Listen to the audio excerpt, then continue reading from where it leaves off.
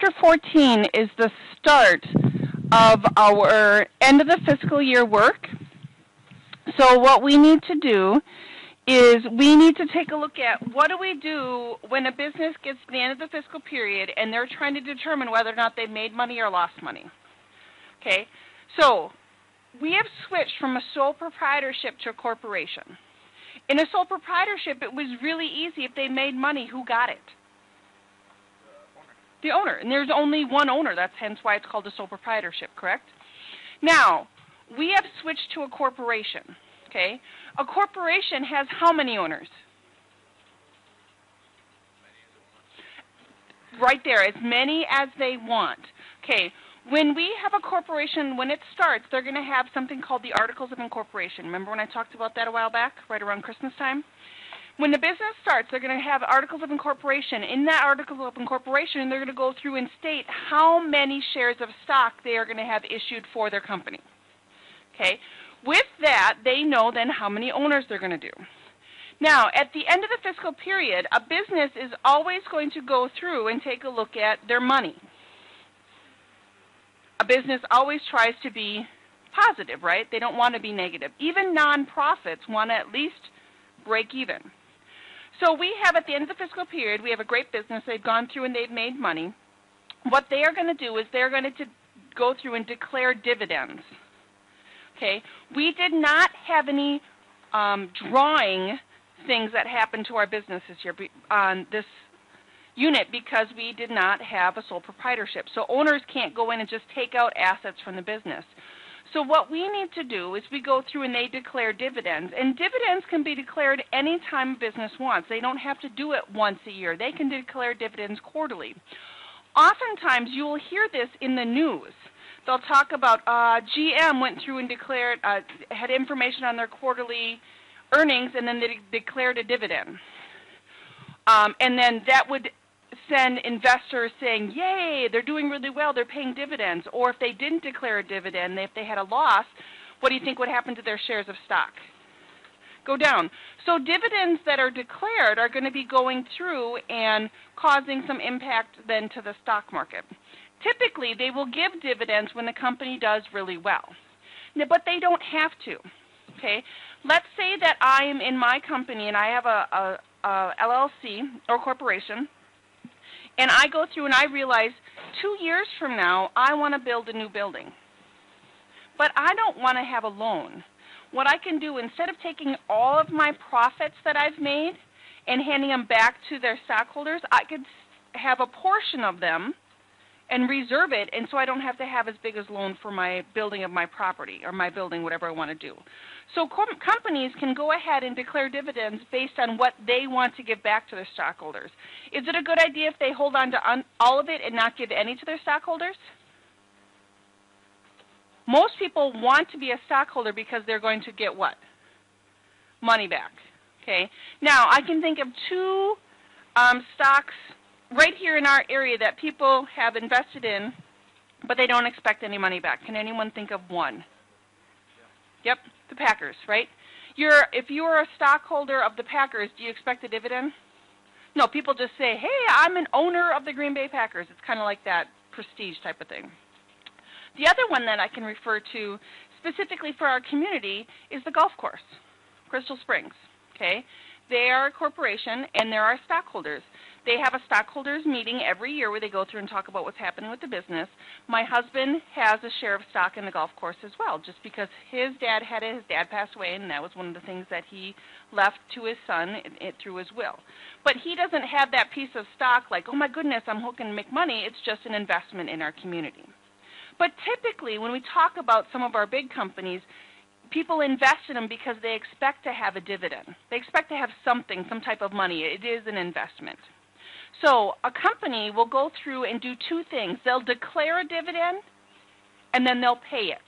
Okay, declaring a dividend is like saying, I'm going to pay you money in the future. So the minute that the company decides that they're going to pay a dividend, it needs to go in their books as a liability. Okay, because we owe now our stockholders that amount of money. Does that make a little bit of sense? So The date, there's two dates. There's the date that they declared the dividends, and then there's the date that they paid the dividends. Two separate things.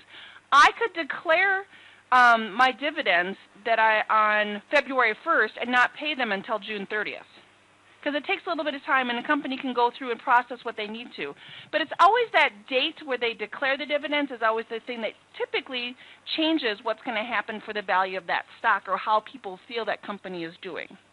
So 14.1, Chapter 14 is the start of our end of fiscal period work, is we're going to go through and take a look at how do we journalize that transaction. Please remember, when we journalize, you have to have matching debits and credits. Your debits and credits need to equal. That has not changed. We did have some issues on Chapter 13 when we were journalizing some payments and you didn't have your debits and credits equal. But please always remember we need to do that. We also need to list our debits first. So our directions for Work Together 14.1. Journals are given below. Your instructor will guide you to the following examples.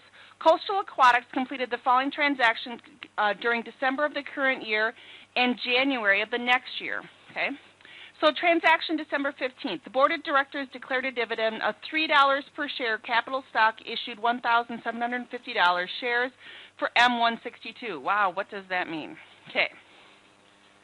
How many shares of stock has this company issued? Yes, there are 1,750 stockholders of this business. Now, they've gone through and said, for every share of stock you own, you're going to get how much? $3.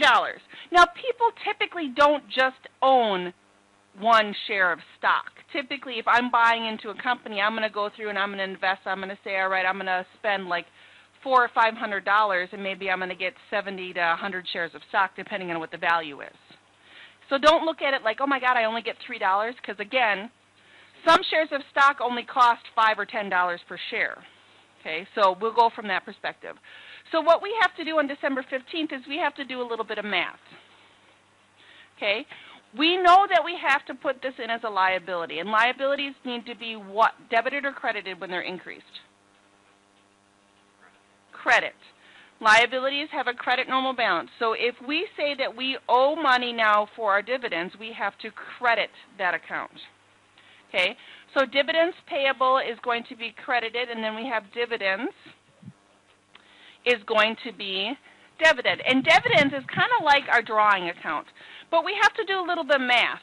So to calculate the value of this transaction, we're going to do 1,750, and we're going to multiply that by 3, and that's going to give me the total dividends that are going to be paid is going to be 5,250. We know that the source document is an M, so it's going to go in our general journal. I'm going to put it in here as of December 15th.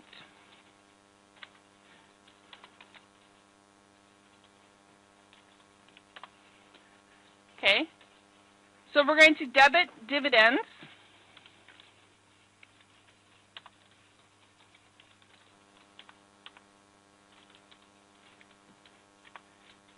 And I'm going to credit dividends payable.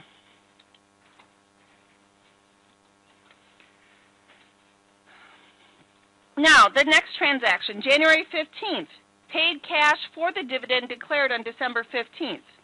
So we have a liability here. We have dividends payable that was credited for $5,250. I'm paying off what I owe. So that dividend is going to be debited and cash would be credited. And that's going to go in my cash payments journal, and that's going to be January of the next year.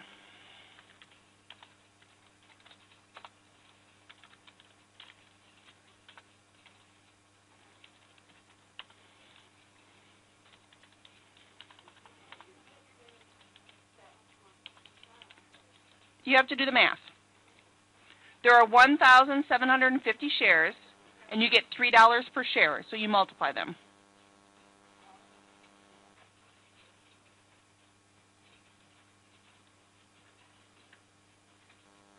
Go ahead and try on your own.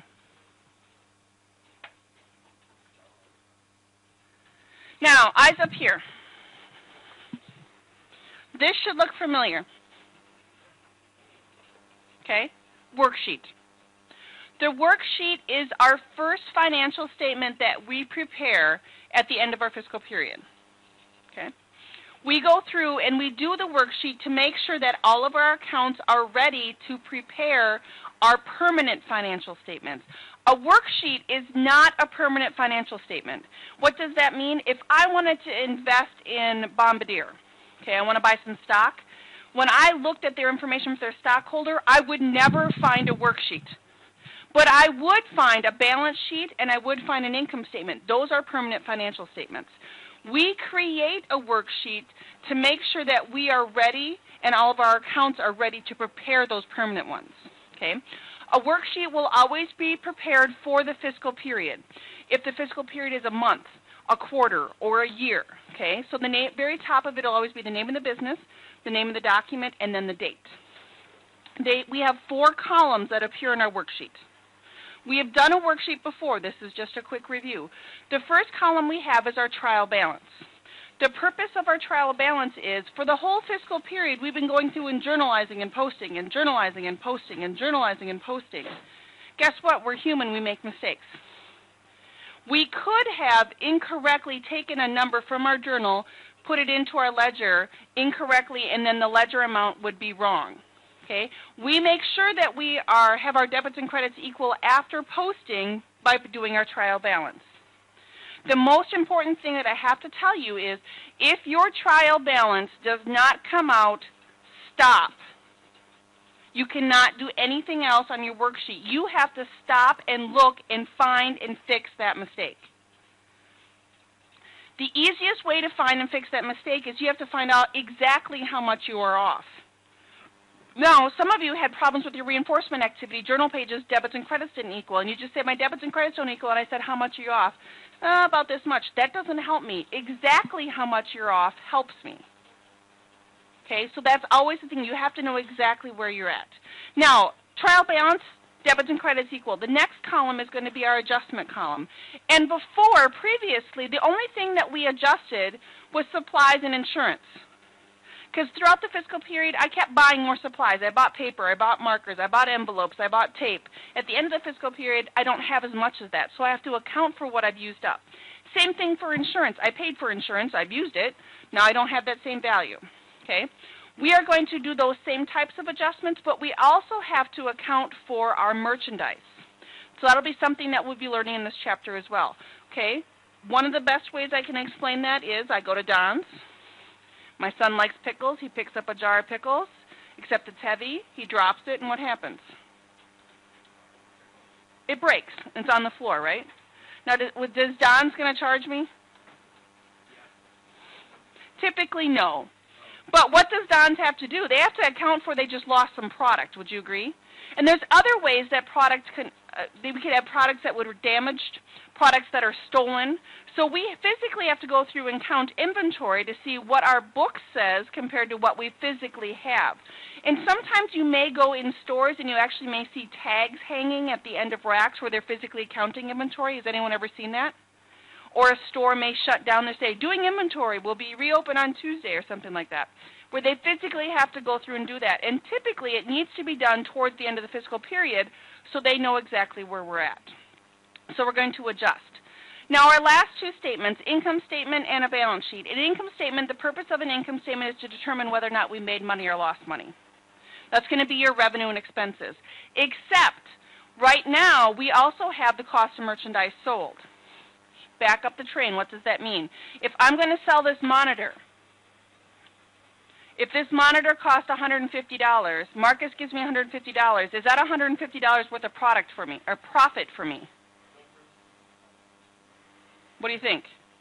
No. If I gave him a golf lesson and he gives me $150, is that $150 worth of profit for me? Yes. A service business, whatever money we receive is all profit. Merchandising business, this cost me something. If this monitor cost me $100 and he bought it for $150, what's my profit? $50, would you agree?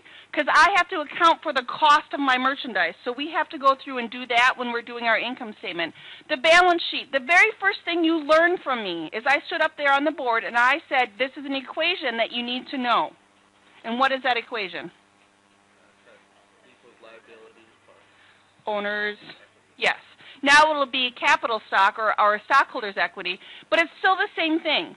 A balance sheet proves your accounting equation. Assets have to equal liabilities plus owner's equity. That is the purpose of all of our columns. Today, we're going to take a look at making sure we can get a trial balance coming out, and then we're going to review those adjustments that we did before. Okay? So that's what we're doing with the worksheet.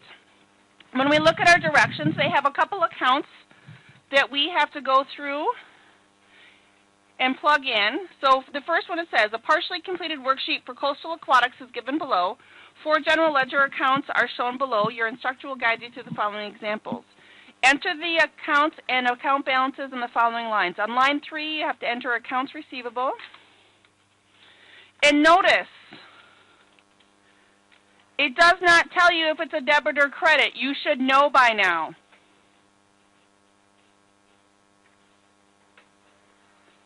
The next one you have to do is accounts payable. I'm not going to put it up here because I want you guys to know it. Accounts payable, where does that amount go, debit or credit? Sales, debit or credit? Purchases,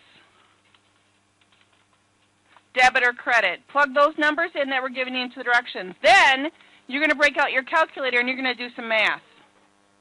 You need to get these debits and credits to equal on the bottom. Okay? So I'm going to pause and give you some time to do that. If I see people just hitting check answer and plugging in the numbers that they see there, I'll make it graded.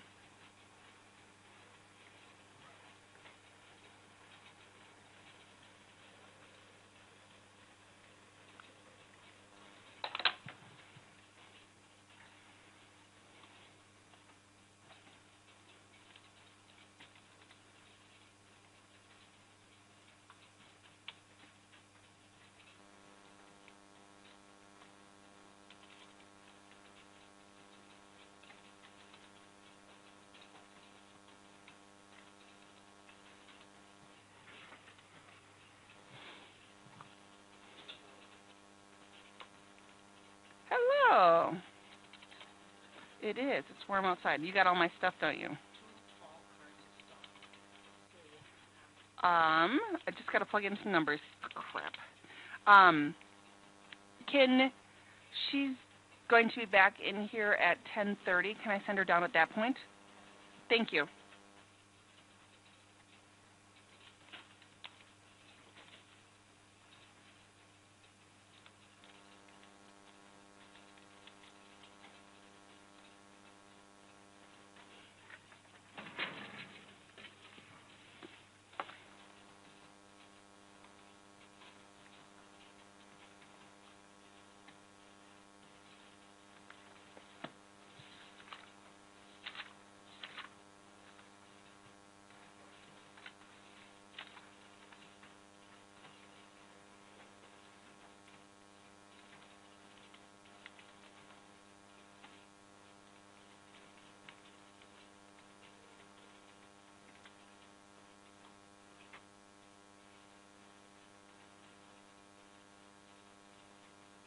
So accounts receivable is an asset. Assets have a debit normal balance. Accounts payable is a liability, should have a credit normal balance. Sales is revenue, should have credit. Purchases is a cost account, has a debit normal balance. When you plug those numbers in, I got $1,109,585.86. Now, what you are going to find with this type of an assignment is it just takes a long time to do the math. And you have to account for that. It was not hard. But physically, you have lots of numbers there. Okay, so make sure you watch out for that. Now, we have some adjustments to make. Now, this is the #1 mistake for this chapter. I always like to tell you this. My adjustment column on my worksheet, I put in how much I have used up. Okay? When I look at this information, it says, from a physical count of the following December 31st balances are determined to be supplies office, $657.15. Is this how much I have or how much I've used? Have. This number does not go on your adjustment column. You can put it there, and you can get your worksheet to come out perfectly, but it'll be perfectly wrong. Does that make sense? The adjustment column is always for what you have used up. So this number is our new balance of supplies office, or a new balance of supplies store, or prepaid insurance. To find the adjustments, we need to subtract. Okay? So when I look at my first account, supplies office, asset up there on the top, we can see supplies office has a debit balance of $5,485.25. I need to put that in my calculator, and then I need to subtract from it $657.15, and the difference is $4,828.10. Is the value of supplies going up or down? Down. So do I need to debit or credit this account? Credit. So I'm going to put that $4,828.10 as a credit to supplies office. But we know in happy accounting land you can't have a credit without a debit. So I'm going to go down here on the bottom, and I have an expense account called supplies expense office. And I'm going to put that $4,000 there. So I need to have a matching debit and credit. I can't just credit an account without having something else to debit.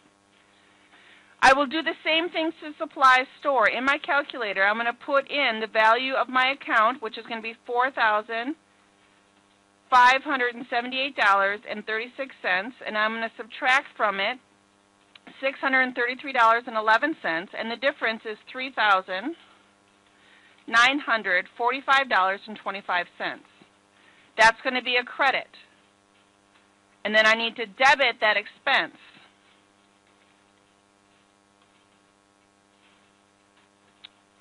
Same thing for prepaid insurance.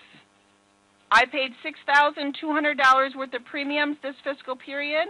Right now, the insurance company says I have $800 worth of premiums still left, so I have used up $5,400 worth of insurance this fiscal period.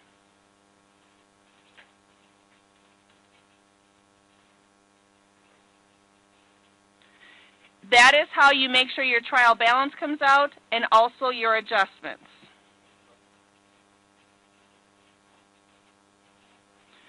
I am going to go on and turn on your assignments.